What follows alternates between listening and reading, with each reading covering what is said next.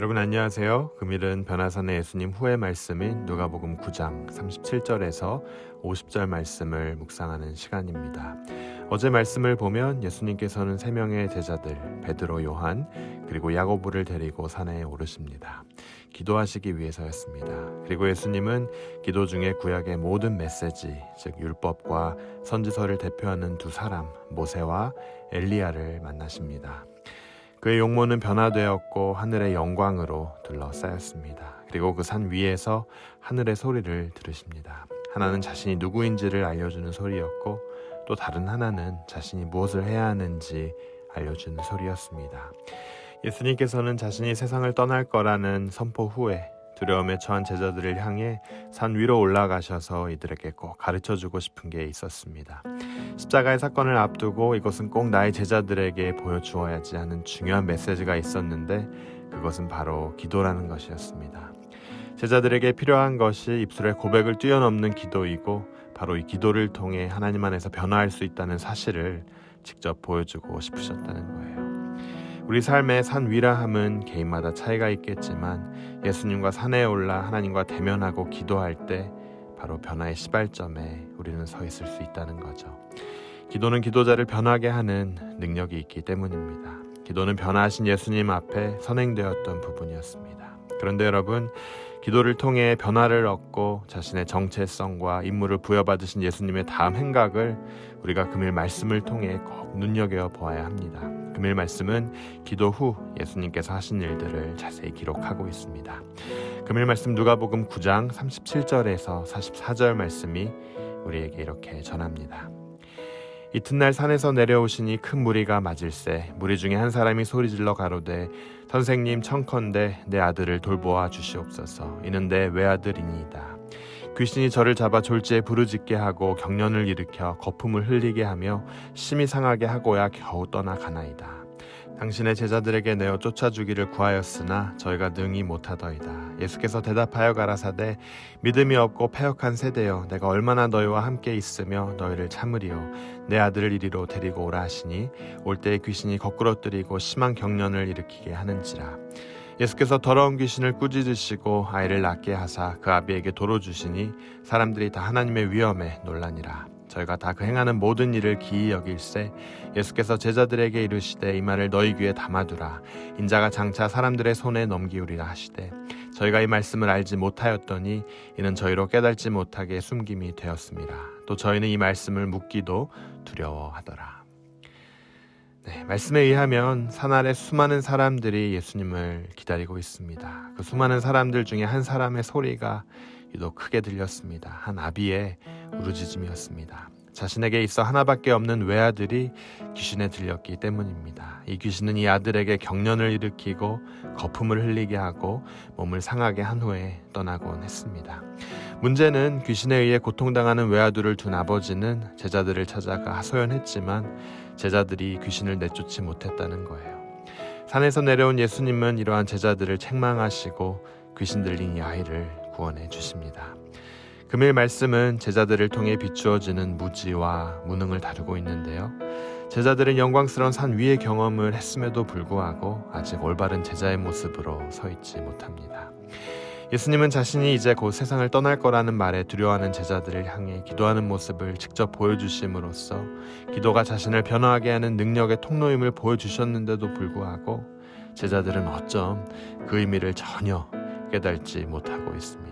말씀을 보면 제자들은 자신의 기대와 예수님의 행보가 다를 수 있다는 불안감이 현실이 될까봐 예수님의 향후 행각에 대해서는 묻기도 두려워하고 있습니다. 아직도 예수님의 어깨에 기대어 예수님이 주시는 것만 받아먹고픈 어린아이와 같은 모습을 보여주고 있습니다. 그래서 여러분, 참 제자가 된다는 것은 단번에 되는 일이 아닌 것 같습니다. 이들의 스승은 다름 아닌 예수님이셨어요. 그가 행하시는 기적과 이사를 눈앞에서 봤음에도 불구하고 또 그의 가르침을 직접 받았음에도 불구하고 바로 바뀌지 않았다는 사실입니다. 시간이 걸렸다는 거죠. 금일 말씀을 통해 두려움에 차 예수님 품 안에만 머물고 싶었던 이들은 아주 한수를 덧둡니다. 이제는 누가 더 잘났는지 누가 더 큰 자인지 다투기에 이릅니다. 금일 말씀 46절에서 48절이 이 사실을 기록하고 있습니다. 제자 중에서 누가 크냐 하는 변론이 일어나니 예수께서 그 마음에 변론하는 것을 아시고 어린아이 하나를 데려다가 자기 곁에 세우시고 저희에게 이르시되 누구든지 내 이름으로 이 어린아이를 영접하면 곧 나를 영접하며 또 누구든지 나를 영접하면 곧 나 보내신 이를 영접함이라. 너희 모든 사람 중에 가장 작은 그이가 큰 자니라. 예수님이 향후 이 땅을 떠날 거라고 다시금 가르치시는 이 길 위에서 제자들은 누가 더 큰 자인지 다투는 변론을 벌였다는 거죠. 제자로 산다고 했지만 이들은 아직도 세상의 패러다임을 이들의 머릿속에 품고 있었다는 거예요. 세상이 남을 죽여서 내가 올라가는 나라라면 하나님 나라는 오히려 나를 죽여서 남을 섬기고 올리는 나라인데, 또한 악한 존재인 어린아이를 영접하든 누구든 영접해야 하는 것이 하늘나라인데 이들은 아직도 자신이 얻을 명예에 집착하고 있습니다. 예수님께서는 스스로 가장 작은 자로 여기고 섬길 때 가장 큰 자로 대접을 받는 곳이 하나님 나라이지, 내가 더 크다고 주장하고 다투는 곳은 하나님 나라가 아니라고 말씀하고 계십니다. 여러분, 우리가 이러한 제자들을 한심하게 생각하고 또 답답해하지만 사실 이들은 향후 주님의 나라를 위한 위대한 사도로서의 역할을 감당하게 됩니다.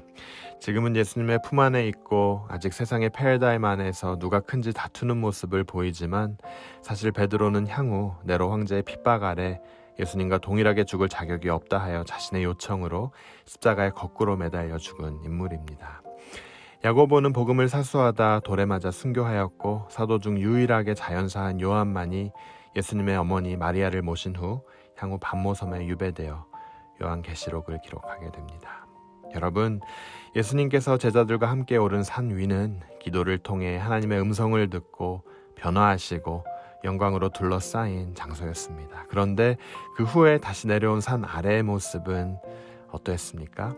당시 산 아래는 살려달라고 부르짖는 소리, 부모의 한숨, 고통에 휩싸인 신음소리로 가득 차 있는 장소였습니다. 예수님은 그곳에서 참으로 어려운 상황에 빠져 부르짖는 자의 소리를 들어주시고 이들의 고통에 공감해 주시고 이들의 눈물을 닦아주셨습니다. 그리고 계속해서 제자들을 양육하십니다. 그리고 결국은 다시 산 위로 올라 산 아래에서 고통당하는 이들과 같이 십자가 위에서 울부짖으시고 고통당하시고 모든 이들에게 버림받으시며 돌아가셨습니다. 바로 모든 사람들을 구원하시기 위해서였어요. 여러분, 우리는 산 위에 있을 때가 있습니다. 하나님의 말씀을 듣고 힘을 얻고 변화된 모습으로 살아가겠다고 하는 소망으로 가득 차 있습니다. 하지만 산 위의 시간이 우리 인생의 전체가 되지는 않습니다. 다시 산 아래로 내려오는 시간이 있어요. 소망에 차서 산 아래 내려와 마주하는 현실은 산 위의 모습과는 어쩌면 참 다릅니다. 그래서 다시 제자들과 같이 주님 품으로 숨기도 하고 또 세상의 가치관으로 세상을 살아갑니다. 하지만 주님은 그런 우리에게 다시 하늘나라의 현실을 리마인드 해주시고 다시금 우리가 이 땅에서 어떻게 하늘 시민으로 살아가야 하는지 인도해 주십니다. 여러분, 주님은 내 눈앞에 없지만 이 시간 성령님을 통해 동일하게 우리 삶에 간섭해 주시고 지금도 우리와 동행해 주십니다. 사랑하는 여러분, 그런 주님을 바라며 오늘도 이번 한 주도 산 아래 이 땅에서 천국을 이루는 여러분 되시길 주님의 이름으로 축원합니다. 우리 함께 기도하도록 하겠습니다. 하나님 아버지, 은혜에 감사합니다. 산 위에서 우리를 향한 변함없는 주님의 사랑을 깨닫고 다시 내려온 이 산 아래서 비록 고단하고 힘든 현실이 계속되지만 주님이 남기신 가르침과 사명을 품고 우리도 주님의 뒤를 따라 십자가의 길 담대하게 걷게 하여 주시옵소서. 산 아래의 현실이 산 위의 현실과 다를지라도 하나님 나라를 이룰 곳은 이곳 산 아래임을 봅니다.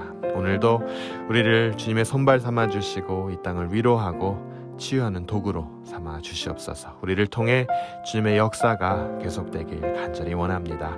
이 모든 말씀 예수 그리스도의 이름으로 기도드립니다. 아멘.